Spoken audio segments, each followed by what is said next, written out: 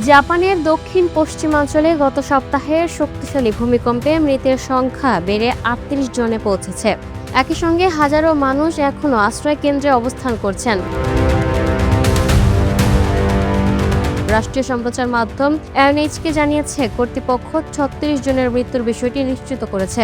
আরও ২ জনের মৃত্যুর কারণ তদন্ত করে দেখা হচ্ছে, সেগুলো গত মঙ্গলবারের ৭.১ মাত্রার ভূমিকম্পের সঙ্গে সম্পর্কিত কিনা।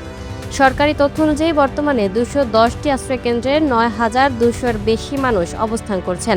এছাড়া ভূমিকম্পে ৩,৪০০-টিরও বেশি বাড়িঘর ক্ষতিগ্রস্ত হয়েছে। কুমামোতে অঞ্চলে ৬৯,০০০-এর বেশি বাড়ি ও ব্যবসা প্রতিষ্ঠানে এখনও বিশুদ্ধ পানির সরবরাহ বন্ধ রয়েছে।